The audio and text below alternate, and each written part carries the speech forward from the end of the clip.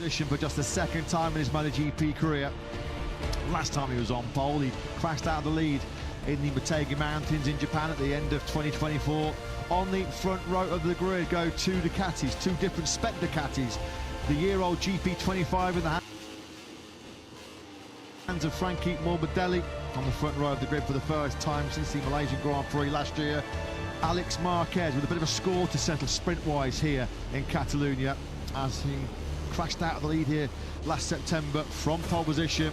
What about our top two in the World Championship, the Aprilia contenders? Marco Bezzecchi 1 point clear of his factory Aprilia teammate Jorge Martin going into this sprint.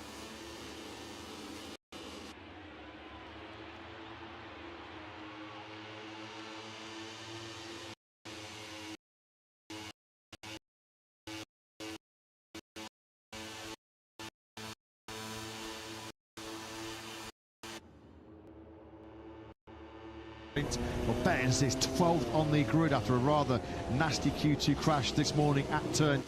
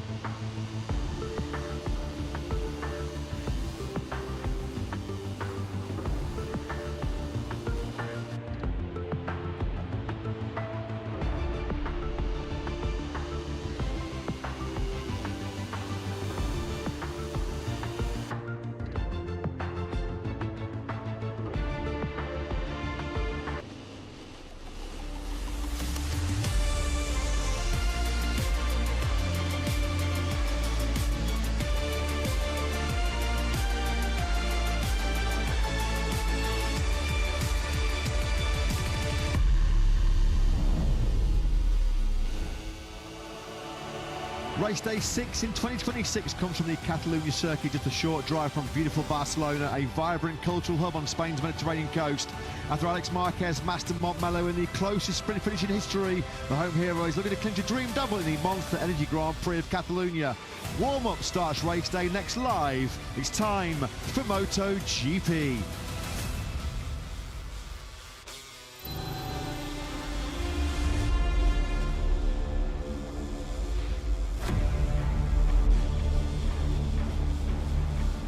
Good morning and welcome to sunny Catalunya, welcome to Barcelona and welcome to the start of race day number 6 in the 2026 MotoGP World Championship.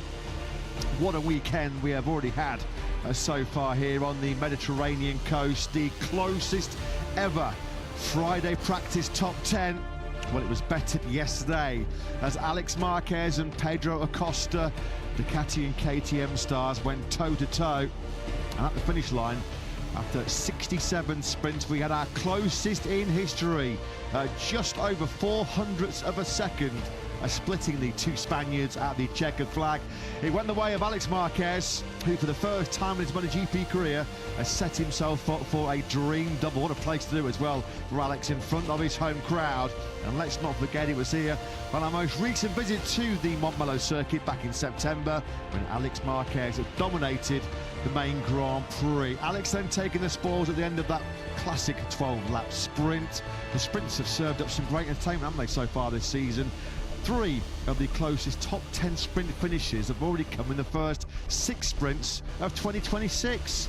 Catalunya yesterday, the opening Grand Prix of the weekend in Thailand, and that was followed up by another classic finish in Goiânia. Fabio Di Giannantonio completed the medal positions in the sprint yesterday on a tough weekend and a tough day so far for the top 2 in the World Championship. That remains the case. Marco Bezzecchi, though, limping home in 9th place, and Jorge Martin crashing out of sprint contention, his 4th spill of the weekend. Can the Martinator bounce back this afternoon at the track, of course, back in 2024, where he was crowned MotoGP World Champion? So in glorious conditions, sunny skies, thankfully, for our 6th race day of the campaign, in the company of Matt Burt and Lewis in the commentary box. Jack Afterguard down in pit lane. Our action, as always, kicks off with a 10-minute morning warm-up session. Lewis, yesterday's sprint was another belter. We've had so many already so far in 2026. Let's hope we get more of the same over 24 laps this afternoon in the main feature Grand Prix. Yeah, of course, the closest sprint finish ever between first and second doesn't quite do it justice. Less than half a second covered the top 3 over the line yesterday, with Fabio Di Giannantonio chasing the top 2 down in the latter stages. We also had Raul Fernandez and Joan Zarco involved in that lead battle for much of the first half of that sprint before they faded out of contention. But it was Alex Marquez who came through in the end, succeeding where I guess he would say he failed a year ago when he crashed out of the lead of the sprint. But as you say, he's looking to break new ground in MotoGP today by doing the double for the very first time. A memento there from Fermin Lopez, Barcelona star, and of course looking to become Barcelona's latest success story today is Alex Marquez, after their footballers won the La Liga title a week ago. He's got great form, hasn't he, so far this season on home turf. Alex Marquez, winner of the Spanish Grand Prix in Jerez just a few weeks ago. Sprint win number 6 yesterday for Alex. 3 wins in the last 7 in the short Saturday format, but boy was he pushed all the way to the checker flag. It's been some weekend so far for Red Bull KTM Factory Racing rider Pedro Acosta. A brilliant pole position in Q2 yesterday was the platform for his victory charge in yesterday's sprint. He was close, he was mighty close. It's today the day that he makes the breakthrough in Grand Prix. Pedro Acosta has not won a dry Grand Prix in 99 Grand Prix since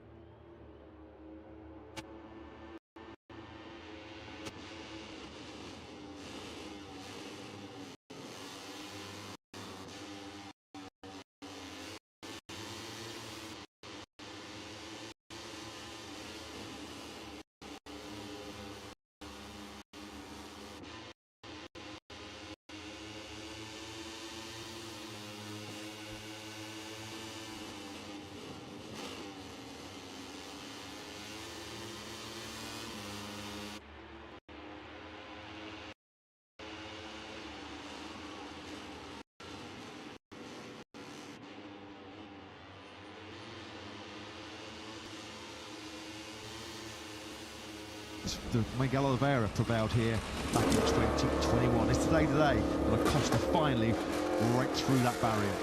Well, it's today the day, the first day of this Catalan Grand Prix weekend, that Jorge Martin goes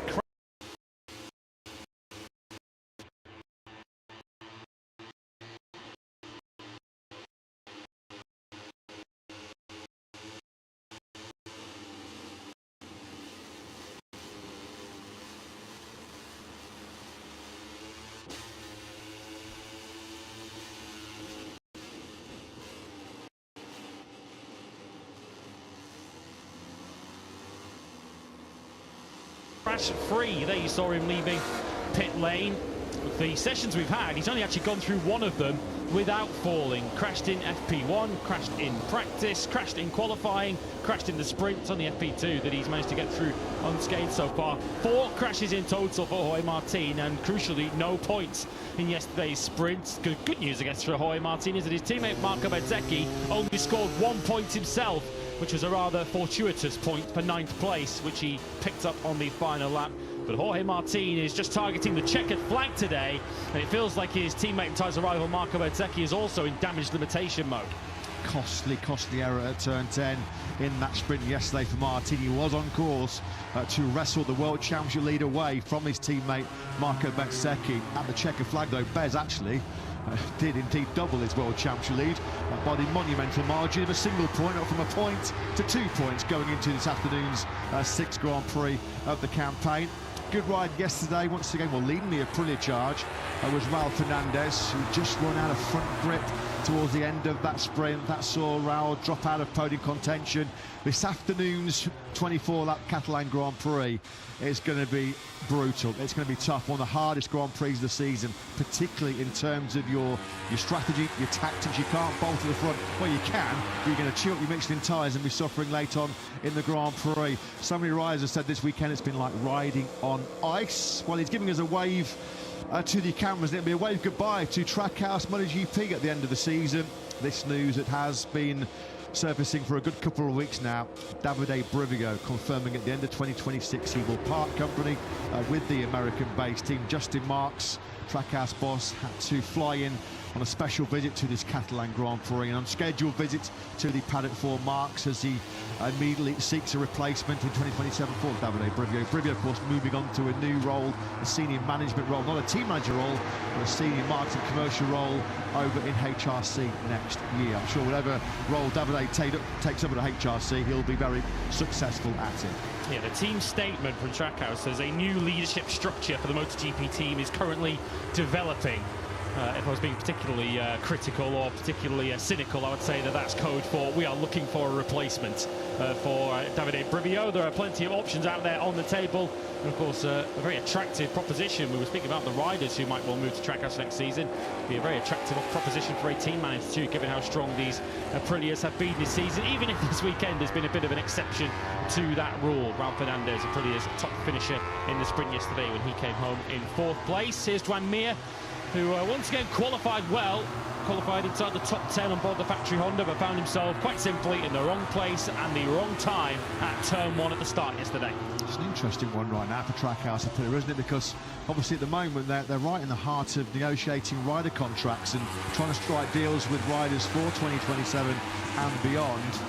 Will Brivio still be involved in that process, or will Justin Marks now solely take over responsibility? The riders want to know who's going to be the team manager. Exactly. Francesco Guidotti, former Pramac Ducati boss, former factory KTM boss, is here this weekend in Barcelona. And I do know that he has had some talks, some preliminary talks with Justin Marks as well. So certainly Francesco Guidotti, one of the potential big contenders to slot in as Brivio's replacement. That's all going to come out in the wash over the next few days and few weeks or so. Brad Binder and Joan Mir were wrong place, wrong time, weren't they, in that racing incident on that rush down to the first corner. How many times have we seen skittles in turn 1 in Catalunya? Fabio Di Giannantonio was exonerated, of course. Purely a racing incident, nothing that Fabio did intentionally, just clipping the right handlebar of Brad Binder. Down Brad went, unfortunately, on the outside. He already collected poor old Joan Mir. And there is Joan Mir once again, past Diogo Moreira, isn't it? The very similar, very luminous yellow on the Hondas. It's Moreira through the gravel trap at the first corner. Of course, you're braking from the thick end of 360 kilometers an hour, around about 220 miles an hour into that first corner. So easy to lose your braking marker, particularly if you've got a bit of a slipstream up ahead of you. Every rider in the field has gone out. Well, Frankie Morbidelli is in the pits at the moment, but every rider who is on the racetrack is on the medium rear tyre, which we're expecting to be the popular pick. Might not be the unanimous pick, but expect the vast majority to go that route this afternoon. Alex Marquez, despite the fact he won that closest ever sprint yesterday, was sort of playing down his chance of going back-to-back in Barcelona in Grand Prix successes. Alex just says that the times, the feeling is not quite the same as he had here last September in 2025. He's having to work a little bit harder for his pace this weekend. It seems like Alex had the upper hand on Acosta's KTM through sort of turns 3, turns 30.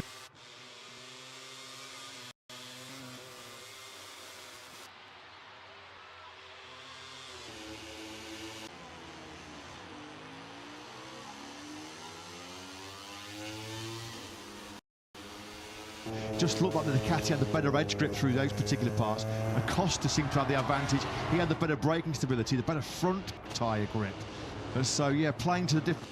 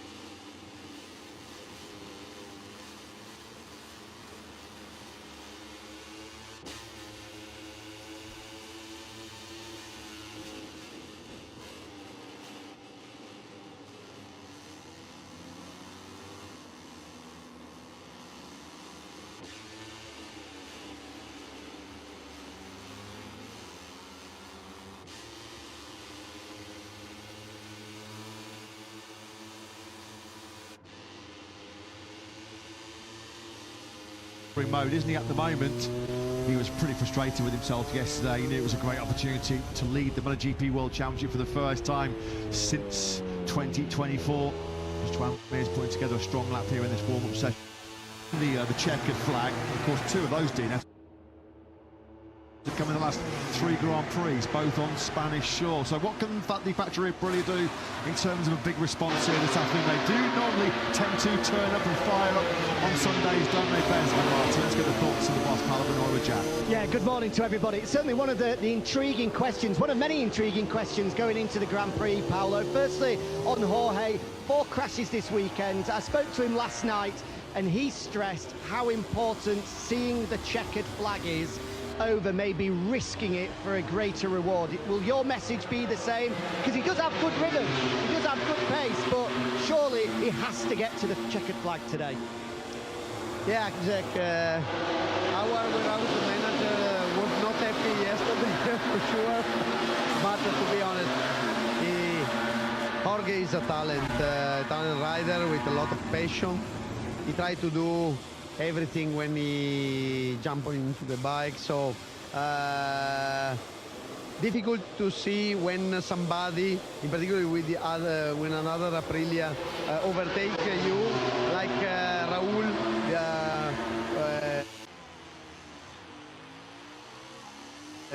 during the sprint. So he would like to for sure to be in the front. But the long distance of today, of the long race, it is necessary to manage in a different way. It's necessary to be much more calm, to be sure that you can have the correct tire wear until the last part of the race. So it will be the main topic, to keep the rear tire safe until the last part of the race. And probably it will give to him the goal to maintain to maintain him calm, to keep the stress down, and yeah, to see the checkered flag it is at least the main goal. But to be honest, yesterday after the crash, he came into the garage, and after saying sorry guys, he said, I felt very good. I'm so sorry because I can't show to you how I can manage the race pace, but to be honest, I felt very good with the bike. And on the other side of the garage, I think we're all surprised with Marco's rhythm, his pace yesterday. He just never really seemed to find anything. His record here at Barcelona is not particularly great, and that run continued yesterday. Was that something that you believe was only related to the sprint and the softer tyres, something that can be rectified today, or does he just not gel with this place? Yeah, it's really, you are really right, because he didn't find still a good feeling with the soft tire. In particular in the time attack mode, he didn't gain confidence with that. Sometimes he felt that the rear tire pushed too much on the front, in particular in the hard braking zone. So it is the correct interpretation, Jack. The rear tire, the soft one, with in this particular circuit, we didn't find for Marco the correct setup to give enough confidence to him. So, as I told you yesterday, we didn't have any expectation here because we won only one time in 2023, but we struggled in 2024, in 2025, and also this year we are struggling to find the correct setup. But we think that with the medium tire on the rear, probably for this afternoon, this is the expected tire. We don't know at the moment for sure, but this could be the expected tire because of the temperature. This is raising up with this good sunshine. we hope that there is more bike stable and in particular more constant with the grip. Let's see if there's another Sunday special on the cards for Aprilia. Good luck today, Paolo. Thanks, Dave. Thanks. Yeah, thanks very much, Jack. Always great to hear the thoughts of the boss, Paolo Bonora. Marco Bezzecchi has got something to smile about on this Sunday morning so far. He was just finished that warm-up session in 3rd place. Yeah, it's rather baffling, isn't it, for Bezzecchi's struggles here in Barcelona. Whether it be on a Ducati or an Aprilia in MotoGP, he's raced in 10 sprints and Grand Prix here now, and in MotoGP never finished higher than 8th. And it was interesting yesterday, Paolo Bonora just talking about Jorge Martin and the requirement for him to remain calm here. He said, Lewis, he doesn't really particularly like racing on home soil. Of course, he loves the support he gets. He loves the Spanish fans, but it's almost like, not the occasion gets the better on, but it's the attention, the obligations that he has to fulfill, the tension, the pressure. Just sometimes it can maybe get to me. Amazing, he's never actually won a MotoGP race on Spanish soil. No, and given that 4 of the 22 races on the calendar, nearly 20% of the races are in Spain, that's something that you perhaps shouldn't necessarily admit to. You may well get more Spanish races than wet races this season. So Jorge Martin, I guess he's got the experience of 2024 to draw upon when he, of course, won a World Championship in a Spanish-held Grand Prix over in Barcelona, of course. The second of Barcelona-Catalunya taking Valencia's place in the final round of that season. Well, I think for Jorge Martin today, his mind will be very focused on what happened yesterday. That's what's happened all weekend, the 4 crashes that he've already had. It's going to be interesting to see just how aggressive he chooses to be in the early stages. Of course, it is a Grand Prix of patience, but equally, you don't want to find yourself stuck in traffic, because that's not exactly going to help your front tyre either. So Martin and Bezzecchi, of course, both of the factory Aprilias, have got a bit of a balancing act to try and weigh up at the start of the race later. He likes Sunday mornings as far as Joan Mir is concerned. He likes the cool Catalunya conditions, doesn't he, the Spanish rider? He was fastest yesterday morning in FP2 was Mir, and he has topped this morning's warm-up session with a 1:39.624. He's not had a top 10 in the last 4 Grand Prix here, since he was 4th on the factory Suzuki back in 2022. Unfortunately for Joan Mir, he's never scored a sprint point here. But that's more like it from Marco Bezzecchi. He'll be desperate to keep hold of his World Championship lead. Of course, a massive Grand Prix up next for Bez and the Italian stars as we head to the Tuscany Mountains, the spectacular vista of Mugello, the Italian Grand Prix at the end of May. And that felt like a much better session, much more like Marco Bezzecchi. Like so many riders said, when they've crashed on a cold tyre in turn 5 or at turn 2, it really does sap your confidence. Ayagura said yesterday he really hasn't been able to sort of find his full confidence after he went down at turn 2 yesterday morning. I think Bez was the same, and the factor too as well, Lewis. Marco was caught out by that crash at turn 2. He felt like the front tyre was up to temperature. He felt like he got that front well bedded in, and he was caught by surprise when he was down. Yeah, and one of the worst possible points of the weekend to have a crash to in qualifying 2 when you've not really got a representative lap time on the board. He was shuffled all the way back to 12th place, and it just transforms your weekend. If you can get yourself away at the front in the group, then it's just such a springboard for a good result. This is Pedro Acosta. I think we were riding on board with Acosta earlier on when he went wide into turn 1. This is that instant, just so easy to just get hoovered up in the slipstream of the rider up ahead. That rider was Fabio Di Gianantonio, who Pedro Acosta, it's fair to say, has spent a lot of time on track with over the last week or so, and they're almost inseparable in the World Championship too. 1 point between them, although it's now Acosta back ahead. Digi wasn't looking behind him, was he, when he saw Acosta after their little shenanigans last weekend at the French Grand Prix in Le Mans? Sounds like it, looks like those two have kind of called a bit of a truce on their little squabble together. Fabio Quartararo, excellent morning warm session for Quartararo. He's finished in 2nd place. A rather lowly 13th yesterday for Quartararo. What was another tough Saturday for Yamaha. Quartararo 13th, and then a whole bunch of Yamahas at the back. Rins 15th, Miller from the season best qualifying 11th was 16th, ahead of Razgat Lioglu and Augusto Fernandez, the Yamaha test team wildcard in for this weekend. I don't think Fabio was expecting too much from yesterday's sprint. He's slightly concerned about the Pirelli rubber that's going to get laid down in the Moto2 race that, as always, will come before MotoGP, because he said that always does change the grip levels, and a lot of grip around he feels for Yamaha after the Moto2 battles in any case. But when we're here in Barcelona, when it's just Was it Razgatlioglu said on Friday, it feels like I'm riding on ice. So yeah, a little bit pessimistic going into the Grand Prix this afternoon was Fabio yesterday. He starts from 7th on the grid later on. He's the top Yamaha on the grid. Jack Miller's a row behind him. Second of the Yamahas in 11th place. Miller stuck in traffic yesterday, which left him in 16th. Felt he had much more potential and pace than the ultimate result, but Jack Miller ultimately performing above himself and above the potential of his bike on Friday to get himself into qualifying 2. And has sort of regressed back down the order as the weekend has gone on. But still opportunities for Miller today to add to his solitary World Championship points so far that he picked up in Le Mans last weekend. Alex Marquez then looking for his first ever Sprint Grand Prix win double. 15th this morning in that warm-up session. That was the number 73, topped by factory Honda rider Joan Mir. 4 different factories in the top 4 this morning. Mir for Honda, from Quattararo's Yamaha, Beteki's Aprilia and Acosta's KTM. And Air Bastianini 5th from Jack Miller and Fabio Di Giannantonio, who was the leading Ducati. Raul Fernandez 8th from Johan Zarco. They were, of course, 4th and 5th in the sprint yesterday. Marini 10th from Bagnaia, who had a good sprint yesterday to move himself all the way up into 6th and 13th on the grid. Then came Martin Aldeguer Vinales and Alex Marquez, yesterday's winner. Augusto Fernandez 16th from Alex Rins and Toprak Razgatlioglu. Brad Binder 19th.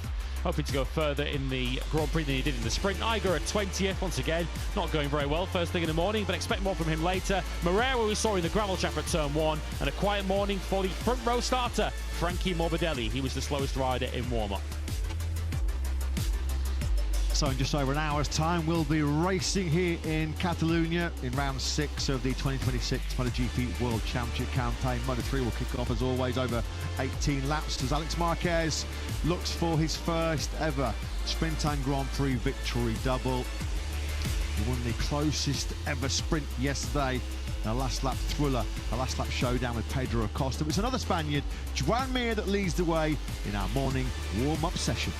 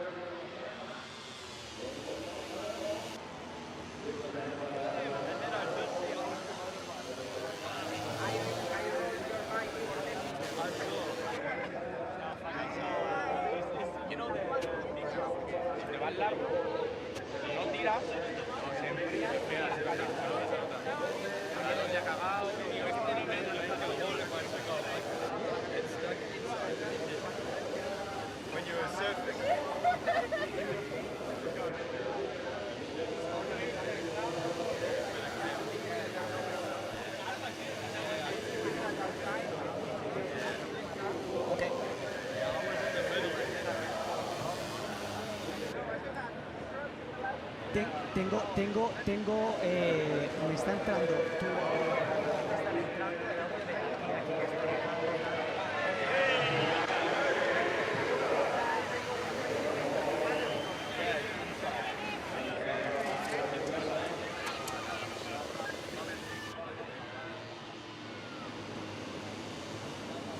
So we are gonna start. We are gonna start here with Brad Binder, a KTM boy. How's it going? It's a cold morning here in Barcelona. Whoa, chilly out there. But yeah, this morning a little bit tricky. I didn't manage to get the tire to come up, so was riding around, don't know, very steady, let's say. But yeah, I think we're going to be in for a good one later. I'm excited. Yeah, how it's going to be? It's going to be in slow-mo today with the medium rear. Ooh, I think it's going to be a race of managing and making sure you don't spin the tire. So no blue smoke today. Thank you very much. Good luck, mate. And we are going to move here to the Catalan side. Well, some Mallorquin side that, mate, you've been fast this morning. I don't know what have you breakfast this morning, but this worked out, buddy. Well, yeah, during this weekend, I think we got the pace. Unluckily, the qualifying was not very good, and then the race we've been unlucky. But the pace is there. It's not. I know that if we make a proper, we are a bit lucky in the first two corners. I think we can make a good race. Estamos en casa, el sol está brillando a pesar de que hace frío. Esta mañana te has levantado con mucha fuerza, mucha energía, ha sido muy rápido, pero será una carrera complicada. Está claro que el cabreo de ayer todavía lo llevo encima, porque bueno, acabar la carrera de esta manera en la primera vuelta no nos gusta. Lo bueno es que hoy tenemos otra oportunidad y el ritmo ha estado ahí todo el fin de semana. Lástima que salimos un poco atrás por un problema en el quali, pero bueno, vamos a intentar hacer una bonita carrera delante de la gente. Muchas gracias, Joan, mucha suerte.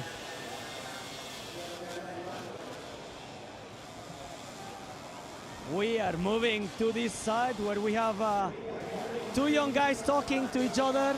One of them did an amazing race yesterday, but he was really, like, let's say he was pissed off, super critical to himself, but actually it was an amazing race, mate.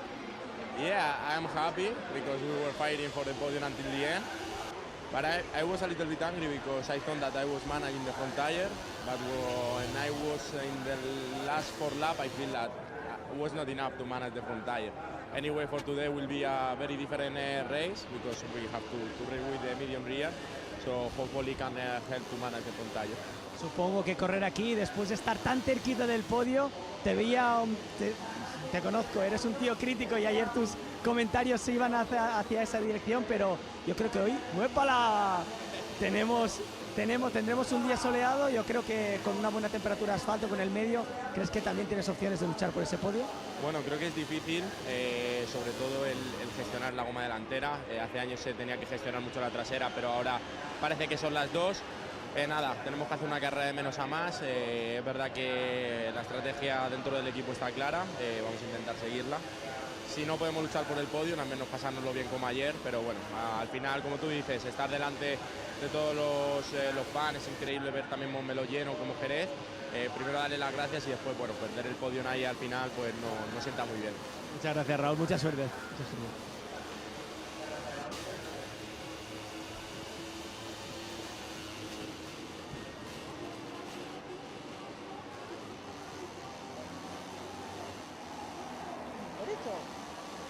And now we are going to move to Fabio Quartararo, a quick boy. Also this morning was not Whoa! Also, this morning was not bad at all. Really good speed, and also it looks like the Yamaha, at least on Saturday, by your hands, you can still manage to go fast in a one-lap time attack. But then on the race, I believe it's another story. Yes, we know, especially in Lemans was great because we know the track is really grippy and we were fast. Here we know already with the long straight yesterday, I felt a bit stupid. But yeah, I tried to manage the best result as possible. When the grip is not so bad like this morning, fresh, we could go fast, but we know after Moto2 is more tricky. We are in Barcelona, coming from Le Mans, but still a lot of French people on the stands. So you feel like actually a home GP here. Yeah, honestly, it's crazy the amount of flags that I see with the 20 and French flags. So yeah, super happy. Actually, this track is closer to my hometown than Le Mans, so I think many people is here also for Johan. So I'm really happy. Merci à tous d'être ici. Estamos en un gran premio que puedes decir como un gran premio de casa. Tienes muchísimos fans franceses, pero también españoles que vienen a verte, a animarte. Tienes esa velocidad a una vuelta, pero supongo que las carreras son un poquito más complejas. Con el medio delantero, ¿tienes opciones de hacer una buena carrera?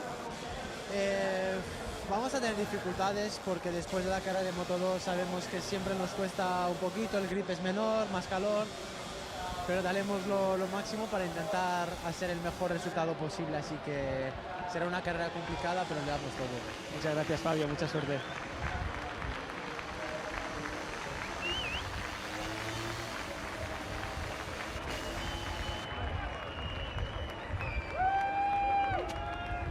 ¿Qué pasa, Nen?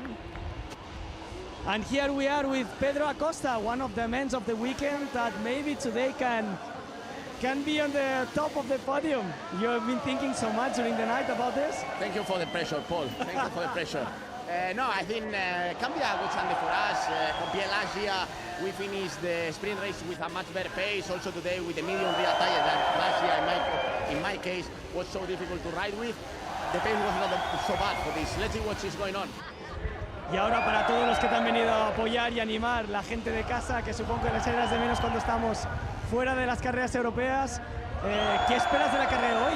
Hoy hay grandes oportunidades de subirte en lo más alto del podio. Bueno, ojalá, ¿no? Al final, ayer acabemos la sprint con mucho mejor ritmo que el año pasado.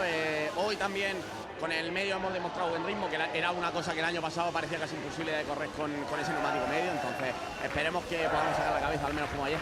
¿Qué es correr aquí delante de todos los fans que te vienen a animar y apoyar durante todo el fin de semana? No, increíble. Igual que la curva 9-10 de Jerez, que los fans están súper cerca, es increíble estar en la parrilla y tener toda la grada al lado, ¿no? Entonces, intentaremos dar un buen show para ellos. Muchas gracias, Pedro. Best of luck. And I saw Alex flag in the hand. I thought it was for me, like come to interview me. So Alex, we are in a place where you have a good memories and also an amazing speed. Yesterday, taking that first position on the sprint, aiming for the same for today's Sunday race.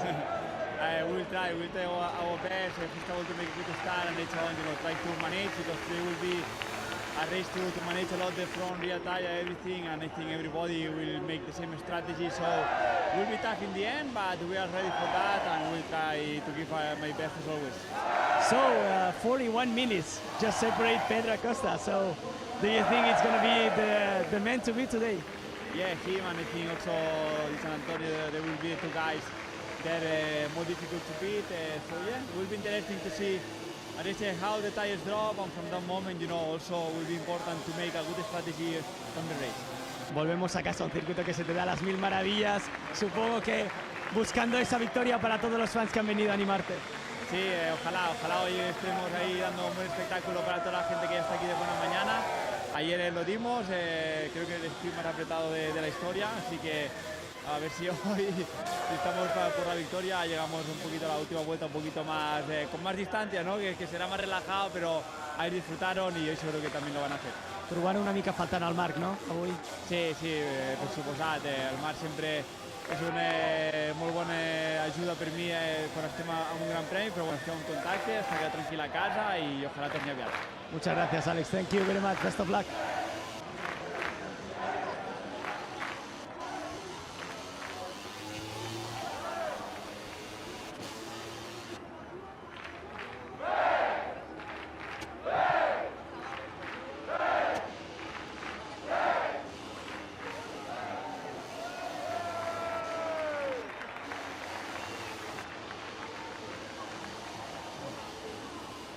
So we are here with Johan Zarco.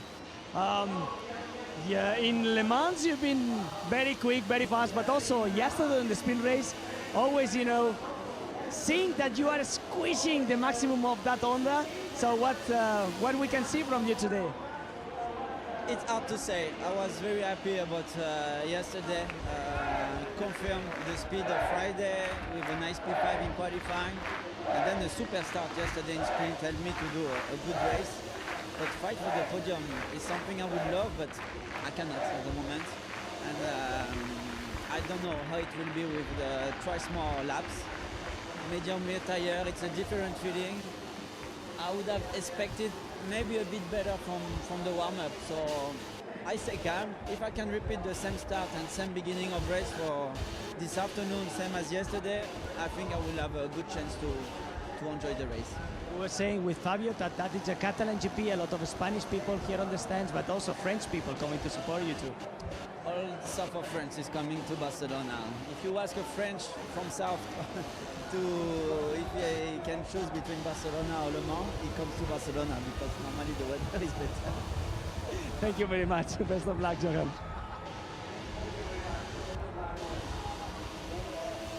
And now we come to a music man with the AirPods hitting, I think motivating for the race. It's coming in a few hours.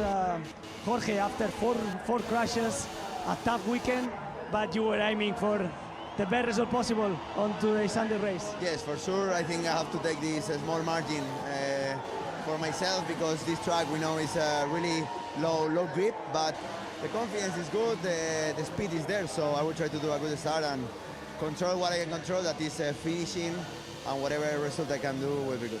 Jorge, estamos en casa, está siendo un fin de semana bastante complicado con muchas caídas, pero entiendo que es importante el domingo de carreras aquí en Barcelona, buscando con el medio trasero, quizás será una carrera más tranquila, más en slow motion, tienes un poquito más de oportunidades de luchar por ese podio y esa victoria. Sí, yo creo que hoy es un trabajo de paciencia, salir bien está claro que es importante, pero aunque no salgas bien, el paso de las vueltas cada uno va a llevarle a su posición, así que es tener esa calma para guardar goma y poder llegar bien hasta el final. ¿Cómo estás físicamente? ¿Cómo te encuentras? Bien, mejor que ayer, así que gracias a Dios no nada grave y puedo seguir peleando hoy. Muy bien, Jorge, mucha suerte.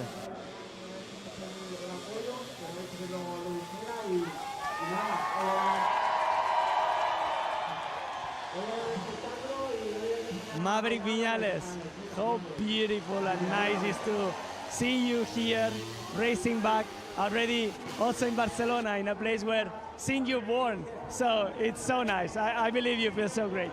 Yeah, I feel good. Honestly, to go back to racing is always important. However, still I need to recover a little bit the strength because especially for time attack I was struggling, but it was nice to get back on the feeling, get back on the bike. Already today I feel better, so it's a matter of time and work to be there where we deserve. Estábamos diciendo en inglés que es muy bueno verte otra vez, verte competitivo. Acabas de llegar y ya eres competitivo, estás siendo rápido. Supongo que con muchas ganas de volver a coger ese tono muscular que te falta para poder estar luchando en las posiciones que te merecen. Sí, muy importante, ¿no? Al final, cuando era el momento de poner el time attack, la moto me llevaba un poco donde quería. Entonces, acabar de construir el físico, que no creo que me tome mucho, y luego darle duro, que la moto funciona bien y hay que ir hacia arriba. Muchas gracias, Maverick. Muy bueno verte de vuelta.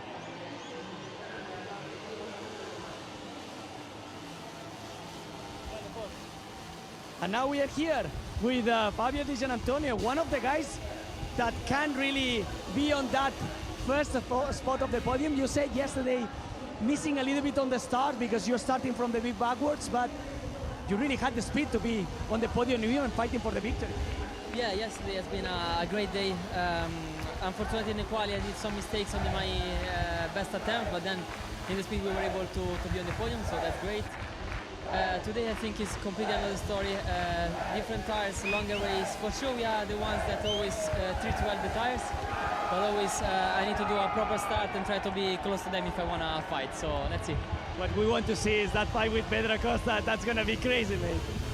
Yeah, well, there are a lot of, cinema around, but on my side, just want to make the best I can and try to beat them all, honestly. Good, thank you very much. Best of luck, mate.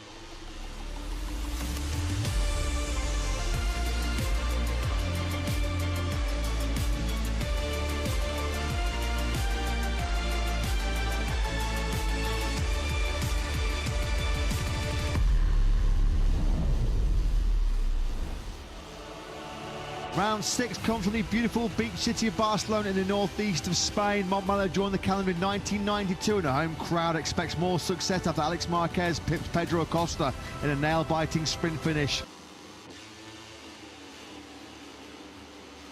Seen us some epic battles and last lap thrillers for over 3 decades. Who will come out on top in the clash of Catalunya? It's time to race in MotoGP.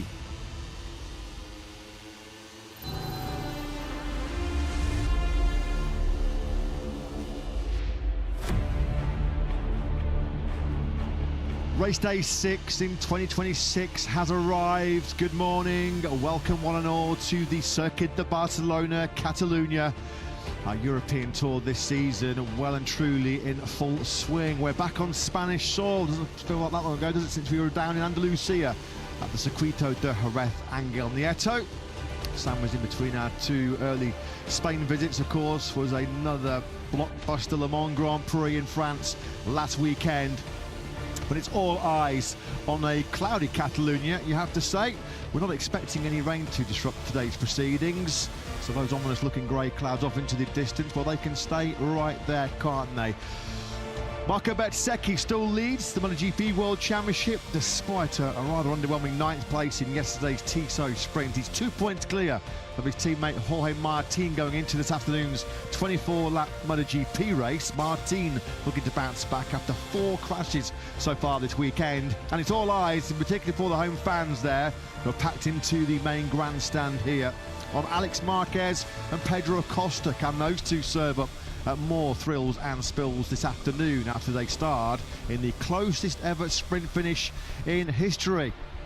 As always, though, getting us underway on race day number 6, it's Moto3, an 18-lap battle coming your way here in Barcelona. And Valentin Perone for Red Bull KTM Tech 3, the 6th different rider to qualify on pole position in our opening 6 Grand Prix. 11 different riders starting on the front row with Brian Uriarte, Red Bull KTM rider, qualifying 3rd on the grid. And, well, the question mark for the Moto2 3 field here this morning in Catalunya is who can catch Max Quiles? The rising CF Moto Aspar star, 46 points clear already after just 5 rounds of the campaign complete. Nobody in Moto3 history has made a better start to a campaign than Quiles. Looking forward to this race day here in the Barcelona sunshine. Matt Burton-Lewis will be in the commentary box. Jack Appleyard down in pit lane. Perone, David Munoz and Brian Uriarte is your front row. But all eyes, Lewis, will be on Max Quiles going from the head of the 3rd row in 7th place to see if he can continue this exceptional start to the new campaign. 125 Moto3 points have been fought for so far this season. Quiles has dropped just 10. 115 points. He's bring that mammoth lead into round 6. And he's already won Grand Prix from lower on the grid than he starts today, which is 7th place. He's already won from 11th back in Brazil earlier in the year, even if that race was interrupted and a grid reset by the red flag in the end. Someone who we're delighted to welcome back to the Grand Prix paddock and back to a Moto3 grid as a spectator today, but so happy to see from him. We'll now hear from him. It's Noah Detwiler who's speaking to Jack on the grid. Yeah, absolutely, Lewis. Brilliant to see Noah down here on the grid. First and foremost, how are you? Bring us up to speed with how the recovery is going, Noah. Thank you. Yeah, it's so good to be here. Yeah, recovery is going well. It takes time, it takes patience, but everything's on the right way. Yeah, like I said, it takes time, but everything is going in the right direction, and I'm coming back to recovery. That's good. That's excellent to hear. Now, I'm sure you've been watching on from home the opening 5 rounds of the year. Max has been a bit of a superstar so far. Do you think he's the one to beat here? How do you see this race unfolding? Yeah, of course. He's looking really fast at the moment. He's doing a great job. Anytime the racing is great to watch in Moto3, and yeah, I think he's really strong and in all the conditions on every track. So yeah, for sure he's the man to beat at the moment. Well, Noah, great to see you here. Enjoy the day, and hopefully we'll catch up soon in the future. Thank you very much. Yeah, see you. Wonderful to hear from Noah Detwiler. Of course, he suffered those life-threatening injuries in a horrendous crash on the sighting lap with Jose Antonio Rueda at the Malaysian Grand Prix in Sepang last year. So fantastic to hear from Noah down there. Great interview there with Jack Appleyard. So Valentin Perone, there he is, the Argentinian, heading an all KTM top 5 on this Catalunya grid. It's the 6th different rider, as mentioned, on pole position this year. Not new territory, though, for the 18-year-old. It's his 3rd pole position. His first, though, in 12 starts since the San Marino Grand Prix in Misano. Yeah, and as you say, he is Argentinian, but he's born and raised in Barcelona, so this very much is a home Grand Prix of sorts for Valentin Perone.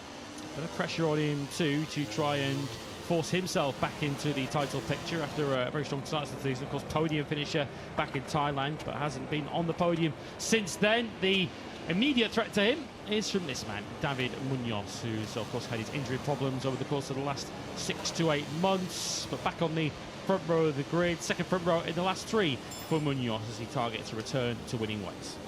Birthday boy early this week as well, wasn't he, David Munoz? 11 of his last 12 finishes have been in the top 10. If he's at the thick of it, come those last couple of laps, you know that Munoz is going to play a big role. He did a 1:46.684 in that Q2 session yesterday, which was ultra close. That top 3 split by less than 200 of a second. Munoz missing out on what would have been his 3rd Moto3 pole position by just 5 thousandths of a second. There was our 11th different front row start this year, though. Brian Uriarte impressing once again, Lewis, and he got into the points last weekend in Le Mans despite 2 crashes. Yeah, including one at the second corner of the race. First front row for him, of course, could have maybe in his mind should have been on the front row and on pole a week ago in Le Mans when he exceeded track limits, when he set a lap time that was going to put him on pole position. Of course, the rookies all will know this circuit so well from their time in the Junior GP categories, Moto Junior and the European Talent Cup, and Brian Uriarte certainly falls into that category. In fact, a double podium here in the Junior GP class last year. You feel like Uriarte is going to be up for a big result very quickly. It's his 3rd time in the last 5 Grand Prix he's qualified in the top 6. Our Thai Grand Prix winner, David Almanta, still working his way back to full fitness after he suffered that fractured elbow in that nasty high-side crash down in Brazil. 8th in Spain on his return in the Jerez Grand Prix. He was 8th last weekend in Le Mans. Almanta, he heads that second row of the grid. He's got Marco Morelli and Jesus Rios for company. Let's go back 1 row, though, ahead of Almanta and pick up his teammate David Munoz on the front row, and he's with Jack. Yeah, he is indeed. David, you've got a brilliant record here in Barcelona, and I get the feeling this could be a bit of a brawl out there, which might suit you. Ready for it? Yeah, for sure. I am ready for the race. Yesterday I have the good work with the team, and today I have the new opportunity for everything, and I'm fighting for the victory. Good luck. Thank you. Sounds confident, thanks Jack, doesn't he? David Munoz fighting for the victory. 2nd he was here when he enacted himself on the world stage.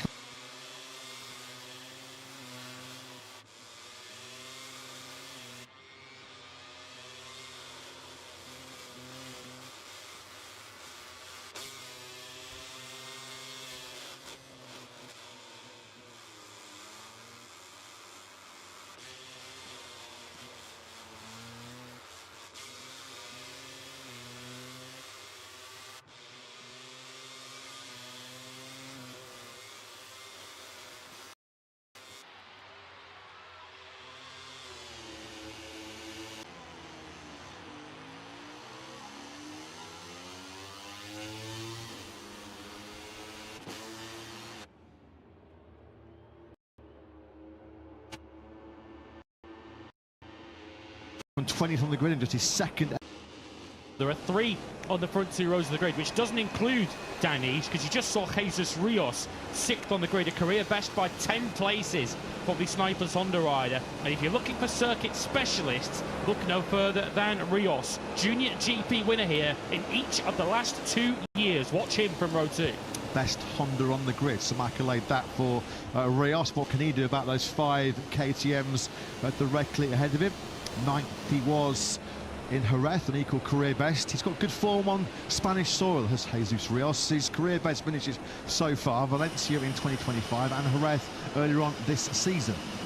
Quiles, as we just saw, 7th on the grid. Joel Kelso lines up in 8th, a row behind him. Looking for back-to-back Moto3 podiums is Matteo Bertelli with Jack. Yeah, absolutely. Podium just 1 week ago, Matteo. I imagine that's giving you all kinds of confidence. What's possible today?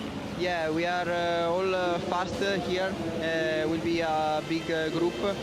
I hope to do a super start and stay with the group, manage the tire and attacking the final. And the chin okay? You've got a bit of a strapping there. What happened?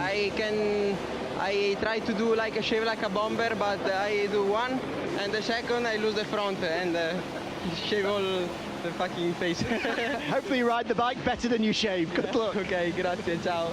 Yeah, let's hope so. Yes, a quick apologies for Matteo's language there. A few nerves, a few butterflies ahead of this Grand Prix. Yeah, Le Mans was his first podium. What an emotional podium it was as well. Since Austin last year, he had all of his injury nightmares that came immediately after our Texan battle 1 year ago. Yeah, he was on the floor. Turn 2 in the first session of the weekend. It was tight in qualifying yesterday, less than half a second, covering the top 14 riders. Although Casey O'Gorman on the 658 squad records machine did qualify in 12th place, but a little bit of a naughty boy, Lewis, a 12-place grid penalty coming for the Irish rider. So he's 12th, bumped back to 24th. Yeah, he'll be looking to make up ground as quickly as he can in the early stages. Another rookie who has shown promising potential so far. Here is Hakim Danish, as mentioned, super strong on Friday. We were, I think, going into qualifying yesterday, myself and Kiko Giles, who called qualifying, really talking up the possibility of a first Malaysian pole in Moto3 since 2012. Danish, though, qualifying in 10th place, but topped both sessions on Friday. There is no question that he's got the pace to be in the leading battle. There is Joel Esteban. He's just 1 place behind Danish on that 4th row of the grid. The 20-year-old, 5th place last weekend in Le Mans.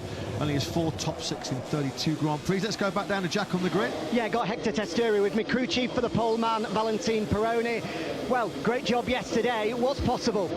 Everything is possible today. You know, it's a difficult race, it's a long race, and we can do it. We are 100% sure that we can do it. Managing the tyres, how key is that going to be? Yeah, this is the main question. You know, we need to manage the tires because it's a long race. Also, here is not really grippy track, and then the rider who's managing better the tire has a lot of chance to win the race. Good luck. Thank you so much. Thanks to Testuri. Valentin Peroni's crew chief. He makes a very good point there. Even in Moto3, even though these pocket bikes are making 60, 70 horsepower, 230, 240 horsepower less than a MotoGP bike, even in this upcoming 18-lap battle, you have to think about time management. It's one of the sort of most tactical and strategic Grand Prix of the campaign, this one. Alvaro Carpe will be looking to employ some tactics to lift him up the order from 13th. A tough weekend, it has to be said, for the IO rider so far. Crash on Saturday morning, had to go through qualifying 1, could only get himself up as high as 13th on the grid. Of course, lost 2nd in the championship to Adrian Fernandez a week ago in Le Mans. He's only 13th because of O'Gorman's penalty. 14th in qualifying, equalled his worst qualifying performance of his Grand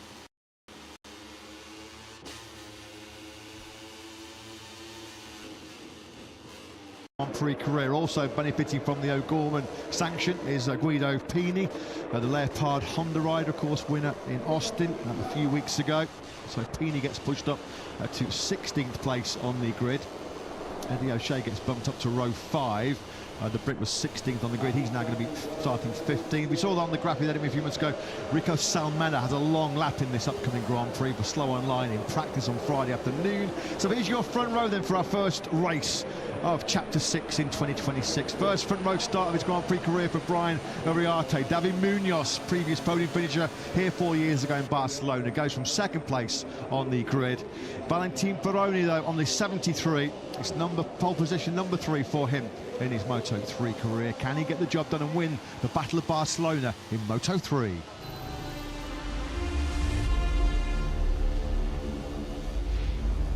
Well, if you like your Moto3 close and competitive, then Catalunya is the circuit for you. Valentin Peroni, born and raised in Barcelona, on pole from David Munoz, and the first front row for Brian Uriarte. David Almanza's best qualifying since his injury return in 4th ahead of Marco Morelli and Jesus Rios, a career best for him. 100% podium record on the line today for Max Quiles in 2026. He's got Kelso and Fernandez alongside him. Hakim Danici was fastest on Friday. It's 10th from another Catalan in Joel Esteban, and Le Mans podium finisher Matteo Bertelli. Alvaro Carpe is 13th ahead of Rico Salmela, who has a long lap penalty to serve. He's ahead of Eddie O'Shea, Guido Pini and Yusei Yamanaka. Scott Ogden up to 18th. ahead of Adrian Cruzes and Vedapratama. His lowest qualifying so far, down in 21st, bumped up to 20 the course ahead of Moodley, Carraro, Mitani, O'Gorman, back from 12th to 24th on the grid with his penalty. He's got Leo Ramastorper and Cormac Buchanan behind him. So who can potentially conquer Quiles here in Catalunya? 115 points from the first 5 Grand Prix, beating the previous points record after the opening 5 rounds, which went to Maverick Vinales all the way back in 2013. He's the first rider to podium in the first 5 Moto3 races since Brad Binder in 2016, the year the South African went on to capture the world title. Only the 4th time that's happened in history. Maverick Vinales, Louis Salom had that honour all the way back in 2013 as well. Only 10 riders previously have won 3 on the spin in Moto3. Quiles, though, with work to do from the head of the 3rd row in 7th place. And he's got big points lead, 46 points. There is confirmation of your championship standings going into this round 6. Quiles 46 points clear of Adrian Fernandez, who starts on the same row as the World Championship leader.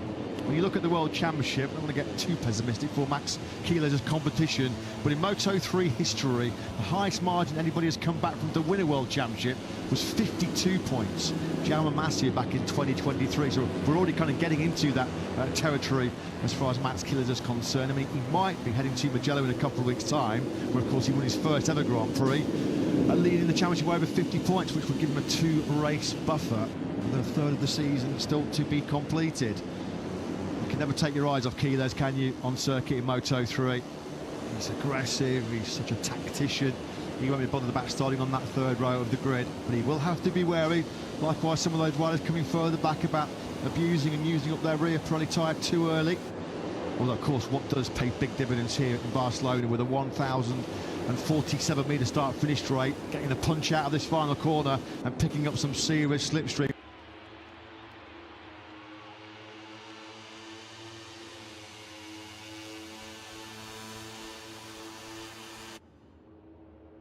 On that long run down into the first corner.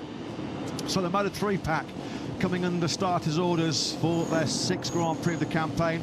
Adrian Huertas having a little chat there with Pedro Acosta. Pedro Acosta pole position coming up later on for the KTM start in MotoGP. Of course, he was a narrow second in our closest ever sprint finish to Alex Marquez in MotoGP.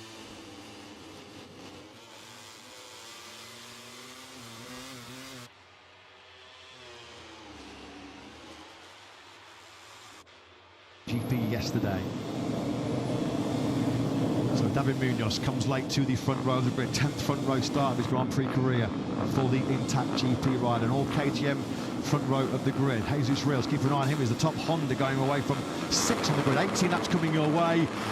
Lights out, and we're racing in Moto3 here in Barcelona. It's a perfect start from pole position by Pironi, although Uriarte's got the drop in very quickly. What a start that was by Brian Uriarte's first front row, and he's going almost in the exit and the pit lane. Well, he is in the pit lane. Keep off the grass, Brian, as he runs down to the first corner. Dream start then for Uriarte. Almanza's been aggressive on the brakes into the first corner as well. He's up in 3rd place, just behind Munoz. I just love at Quiles just going down the left-hand side of the racetrack. Where are the rest of you going? I'm just going to go down the left to try and get a clear run down to the first corner, and it kind of worked, you have to say, for Quiles. He's up to 4th already. Pirone's initial jump off the line wasn't bad at all, but as they started going through the gearbox, he started going backwards, although he's put some manners on Quiles there. That's a brave move on Quiles, the World Championship leader. Pironi getting back through then into turn 5. So Rios down a couple, he's 8th. Danish is up ahead of him and trying to take Quiles. Look at that, the Malaysian up the inside of the World Championship leader. I told you to watch Danish, fastest on Friday. He's now 5th.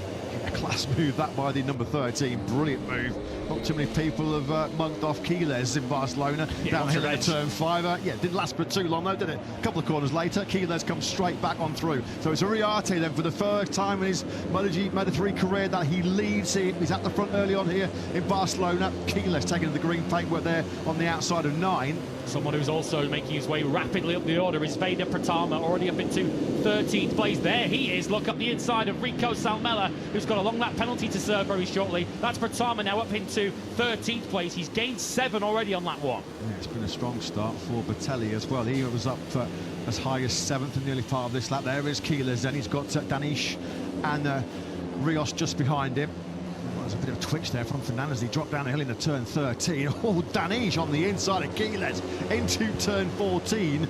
Jorge Lorenzo, Valentino Rossi, eat your heart out. What a move that was by Danish into that final corner as Rios and Quiles go elbow to elbow down the start-finish straight. Yeah, the rookies are ganging up on the World Championship leader at the moment, aren't they? As the intact pair do a number on Uriarte, both Almanza and Munoz through, and it's the 22 who leads the 64. It's an intact 1-2 now. Yeah, now Fernandez with the slipstream as Rios made a right hash of that first corner braking zone. He lost the position to Fernandez. Fernandez had already blitzed through on Quiles on the run down to the first corner. It's a shame that for Jesus Rios. He did well actually just to keep it on the tarmac there, because he could have easily run into the long lap penalty loop. Almanza then it is that leads from his teammate Munoz. There was our early leader Uriarte there in third place. Down the hill we go, tricky braking zone, this left-hander into 5. Differing tyre strategies amongst the top 3 that you're looking at. We've got Almanza, who's on the soft rear tyre, as is the rider third in your picture, Uriarte. Munoz second, like in your picture, the 64. He is on the medium rear. Quiles at the moment back in 8th. He's been roughed up so far, Quiles. In fact, he's now back in 10th. Esteban and Carpe have just picked him off as well. This is not going to plan A at all, is it, for the World Championship?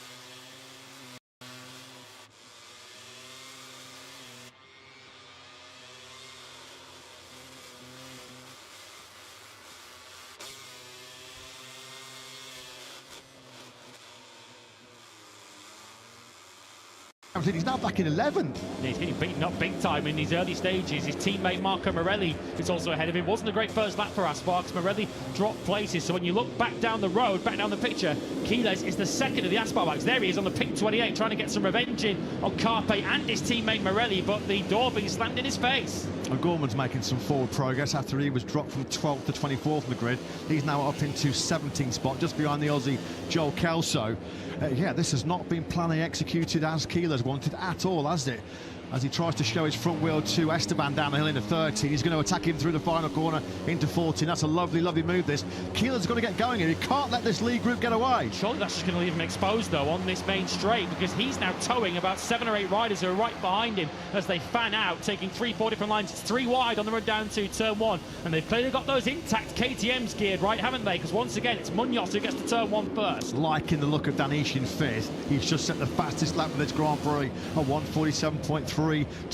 Malaysian fans up late in the evening over in KL and all over Malaysia. Well, they'll be loving this. They'll be buzzing as Danish there in 5th. Munoz is a bit wide on the exit of 3.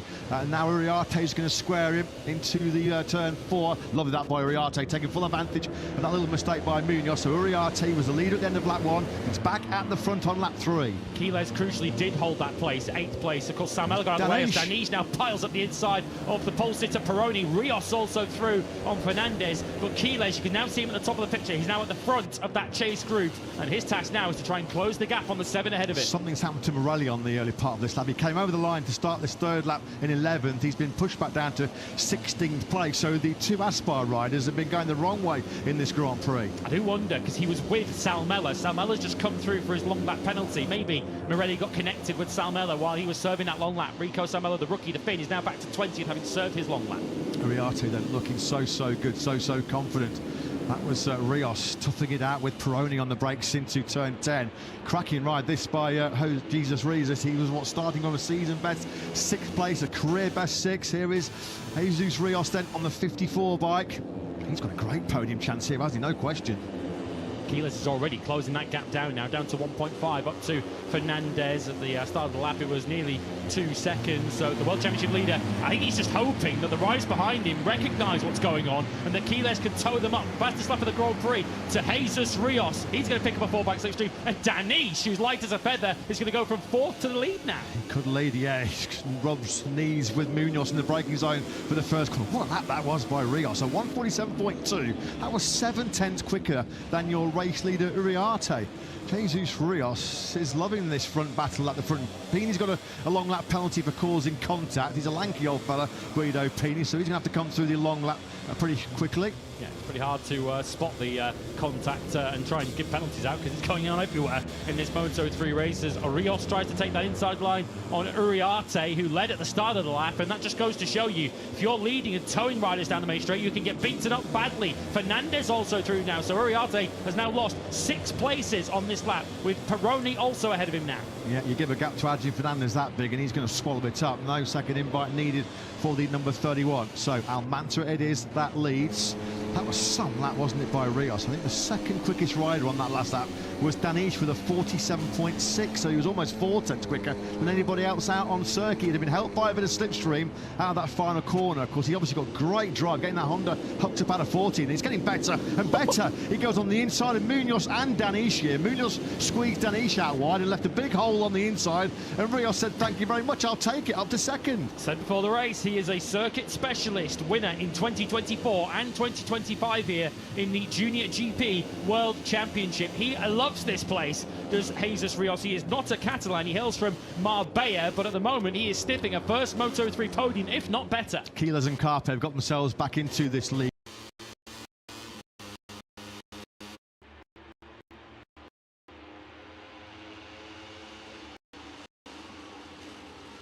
group. You saw Carpe there as he dropped down through 13, have a big long look over his left shoulder to see who was the closest competition. Rios trying to pick up some slipstream here. So too is Fernandez and Munoz. They're going to fan out 4-5 abreast. Danish there keeping a watching brief at the back. Almanza, nothing wrong with the top speed of his KTM at all.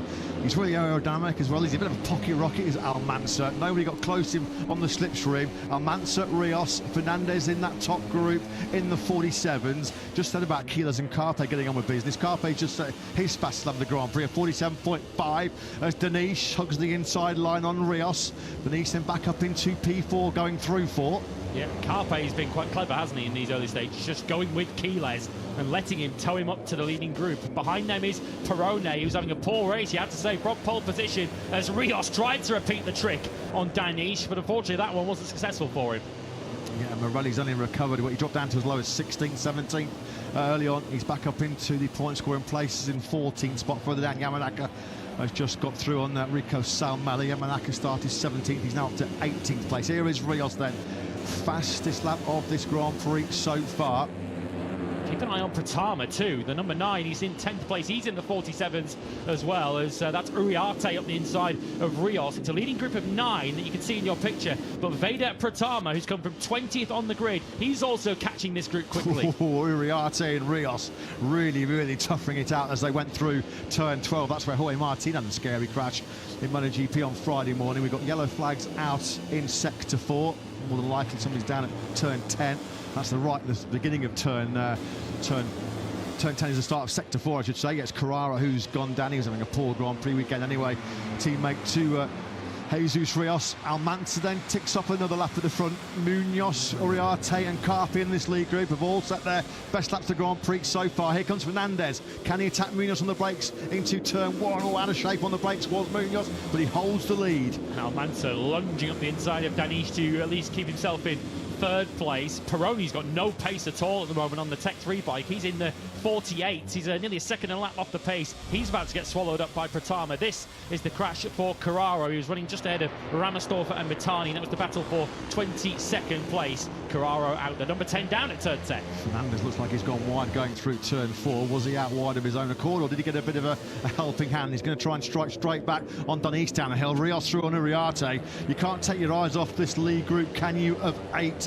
Chopping and changing positions pretty much every corner. So Fernandez then back up into P3. Nice move that through on Danish into 5. And in that same corner, Carpe picked the pocket of Quiles, but once again, much like we saw with the rookie Danish earlier, Quiles straight back through into turn 7. Quiles, I think he's done a lot of the hard work here now. He's caught on to the back of this leading group. He's now got an opportunity to try and build a bit of patience, save some tyre, and let the race come to him later on. Oh, Fernandez got superb pace through turn 9. That was all set up through his corner speed going through turn 9. He was close enough then just to seize that inside line on Munoz into 10. That was textbook, that by Fernandez, as Pironi's rose a 48.4 on his last lap from Pironi. He was the slowest rider of the top 10 by some distance. The only rider in the 48s on that last lap was Rios, and of course he was getting barged about himself as Danish. He loves that move. He loves that move, does he? Fernandez takes the lead at 14, but through turn 14, Hakim Danish has made some killer moves there already in this Grand Prix. He's going to get attacked though by Munoz. Fernandez is under attack from Almanza. Well, everybody's attacking each other right now as Uriarte chops the front wheel of Danish in the braking zone. Oh, Munoz and Fernandez Fernandez. Those two have got history. Those two have previous. They rubbed elbows in the first corner. And out of all of it, it's Fernandez that leads. And Uriarte around the outside of Almanza gets the inside into 2, and he takes second place. Quiles with the best view in the house. He's now picked off 2 of those. He's now ahead of Carpe and Danish. The leading group of 7, in fact 8 riders back to Danish. You can throw a blanket over them. The only rider in the top 10 at the moment that's in the 47s is Rios. Don't take your eyes off the number 54. So it's Adrian Fernandez then back at the front of this Grand Prix, second in the World Championship. Back-to-back second places after a shaky start to the new campaign. 40 points out of the last 50 as Munoz dive bombs his teammate Almanza into 5. Friendly fire there between the two Dynavolt riders. Yeah, the riders remember to look out for in terms of tyres as Almanza dishes out some a counter-attack on Munoz there in 3rd place. The riders on the soft rear tyre in this group are Uriarte, Almanza and Rios. Fernandez too, actually, the race leader, is on the soft rear tyre. The Hondas do prefer to go for the soft rear, but let's see how that works out for them in the second half of the race. Can't discount Pratama, Perone, Esteban, O'Gorman, Morelli, Batelli, Kelso getting involved in this podium fight, because on that last lap, Esteban, O'Gorman, Morelli and Kelso, I'm telling you, we mentioned they were all in the 47s. They were quite quicker than this lead group, who are bumping and barging each other all over this Barcelona circuit. Uriarte somehow has got himself back to the front of this Grand Prix, but Pratama is dragging a big group along with him as well into podium contention. What was a sort of 8-rider battle we thought for the win, well, it could very, very quickly be a 15-16 rider battle for the win. And that is very circuit of Barcelona-Catalunya. Munoz wide out of the final corner. Will that give him some trouble when we get down to turn 1? Lap 8 of 18. Yeah, the leaders, well, Uriarte did a 47.8, but everyone else in the group behind him did 48. Danish did a 49.0, and you've got the likes of Batelli and Kelso doing personal best in the 47s further back. Quiles desperately pleading his Aspar KTM to stop there as he nearly ran to the back of Rios, and that opened the door there for Carpe to pile through. It's not a particularly quick race either, is it? I mean, a 47.2 is Rios' best lap of the Grand Prix. That's half a second away from the race record held by Jose Antonio Rueda. As then we look at Pratama, and now he's right on the back of this lead group, isn't he? And that's lovely by Danish. Danish has made some class moves in this Grand Prix, just lifting up Quiles, and that's allowed Pratama to come on through. So our Southeast Asian fans are loving this Barcelona Grand Prix. Quiles straight back through on Pratama. I mean, how many overtakes have we already had in this lead group? And we're not even anywhere near half race distance. So many of them have been on Max Quiles. It's like the Moto3 field who have got themselves together in a dark room and said, we've had enough of being beaten up by Max Quiles. Let's try and fight fire with fire. At the moment, Quiles, try as he might, he just cannot make any forward progress through this leading group. He's spent most of this Grand Prix since he caught them sat at the back of this train. So Uriarte goes ultra defensive. He's almost on the white line now on the exit of turn 9. He just stayed to the left-hand side of the track there, didn't he, before sweeping across the nose of Fernandez. Rios then now up into 3rd place. He's been the fastest rider in this Grand Prix. He was in the 47s, that 47.2 by a mile as the fastest lap of this race. So as it stands right now, long way to go here in Catalunya.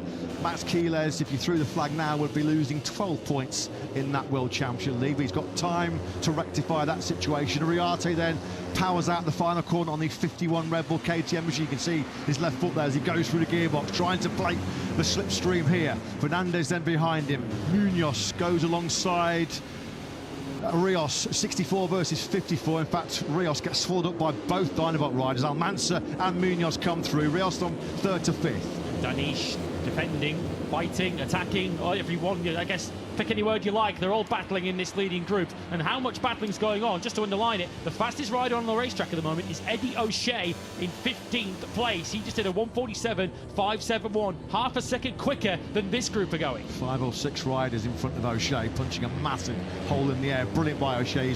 He's utilising that slipstream to maximum effect. Casey O'Gorman's had an absolute blinding ride, as well as Rios once again sends it on the inside of Almanza into 5. Let's not forget O'Gorman was pushed back 12 places on the grid from 12th to 24th. He's come back into the top 10. He's only 2.2 seconds off the race lead at the moment, is O'Gorman.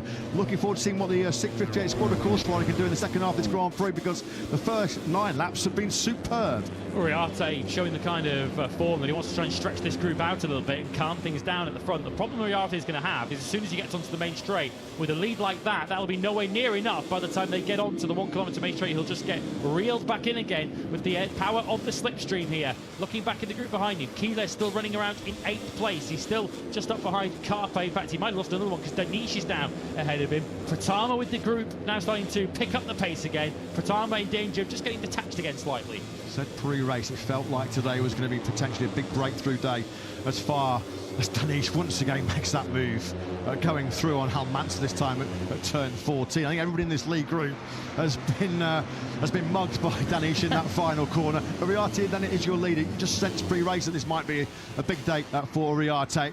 Once again, he's trying to break the toe behind him. Fernandez just easy to the inside line, just to let him know he's still there. It was Almanza then through on Rios. Almanza's an absolute missile, isn't he, down the start-finish straight. He was behind Danish coming onto that run down to turn 1. He got through on Rios and Danish back up into 4th, the Thai Grand Prix winner. It's a Pratama in 9th now. He's 1.8 seconds off the lead and 6/10 off the back of the group ahead of him, which is tailed by Quiles. Rios back through on David Almanza. The KTM, certainly in the more pointed squirt sections of this racetrack, very, very quick. In the sort of longer corners where you want that edge grip, the Hondas look like they come back into the reckoning. Munoz taking Fernandez now into turn 5, so it's intact. Both of those riders are battling with some young whippersnappers on Hondas. And right now, just keeping his powder dry as Fernandez straight back through on Munoz as we go through 7 and 8. Just keeping his powder dry.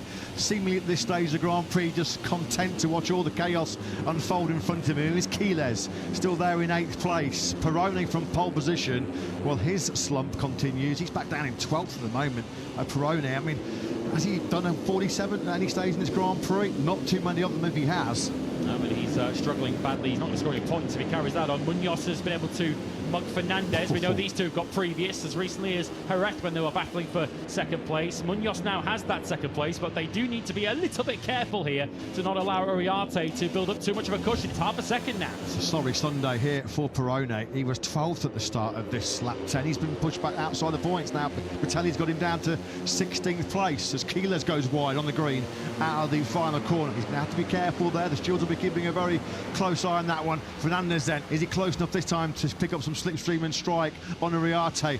Uriarte this time around, he hooks the right-hand side of the circuit. He's going ultra defensive once again as Uriarte. That's getting tight as Fernandez gets hung out to drive by Almanza. That's allowed Munoz to come back into the podium places as well. Still making no serious attack, still making no aggressive manoeuvres towards the front here is Quiles. He's been at the back of this pack now for 3 or 4 laps. Just getting entertained, I'm sure, but just thinking, okay, at some point this pace can't be sustained. There's going to be a drop-off with the tyres. When do I feel like it's my moment to maybe start coming through, scything my way through? And 3 of the 4 riders ahead of him are on the softer rear tyre, which might well come into play in the latter stages. Rios looks like he's attacking Carpe. That's for 6th place. Rios really is entertaining us and on course at the moment for his best Moto3 results. As I mentioned, at a circuit that's often favoured him in the past. Shout out for another rookie, Morelli, who's now jumped onto the back of this train. He's the 2nd of the Aspar bikes in 9th place. He's about to latch onto the rear tyre of his teammate Quiles. Well, that's how close the stewards were watching Quiles. I saw him go on the green out of the final corner and right on cue. He has a track limits warning. Yeah, that last lap by Morelli, 47.592. I mean, he was outside the point scoring places at the start of this Grand Prix as Danish opens the door wide open. Danish charged into 10, way too hot there, didn't he? And that's allowed Rios and Carpe to come back through. Caught Uriarte. They've reeled in Uriarte on this lap. Now he's got the 2 intact riders who we know are going to attack at any opportunity they get. And that KTM, clearly the intact bikes geared up for this long main straight. So Almanza and Munoz, they're both going to be eyeing up an attack on the leader Uriarte now. Does not look like this is the first time Uriarte has led a Grand Prix. He looks measured. He looks assured, doesn't he, leading this battle. Almanza now has set the fastest lap of the Grand Prix. Pace is hotting up here. Was there just a little bit of a lull while the riders should try to make sure they were protecting those tyres for a late charge? Almanza thought about a move on the inside of Uriarte into 1. 47.252 that lap by Almanza. He dragged out Munoz, his teammate, around to his best lap of the Grand Prix as well. Only rider in the top 10 on the last lap that was in the 48th was Danish, although we did see him go charging in hot into 10, which saw him lose places to Rios and Carpe, place that he's now trying to recover and has recovered. How good was Uriarte on the brakes there into turn 1? Looked like he'd almost lost that one, but was able to outbrake both Almanza and Munoz to keep the lead. We've got Danish attacking, we've got Rios attacking, and they're both attacking Adrian Fernandez, who's now on the outside line, and there are no Moto3 riders who are going to let you back onto line there, Adrian. Top of your picture there, fair play to O'Shea. Looks like he's broken that group that he was involved in with Perrone, Cruces, Esteban and his teammate Kelso. Eddie O'Shea in 12th position, one of his best dry race results looming for the Brit for MLAV Racing. Yeah, top job that by O'Shea. He's 1.6 seconds though behind Pratama in 11th. Once again, Uriarte using his defensive skills, covering the inside line. Of course, Almanza knows all about that. He got very defensive into the final corner against Quiles in Buriram, and it helped him win his first Grand Prix. So it's turning into a bit of a chess match now as we head into the final 6 laps of this Grand Prix. And all the riders will be thinking in their heads, where do I want to be going onto that main straight to start the final lap? Do you want to lead? Do you want to be second? Do you want to be third or further back? Look at this. Uriarte, Almanza and Munoz are just threatening a bit of a breakaway here. We're at 2/3 distance here in Barcelona.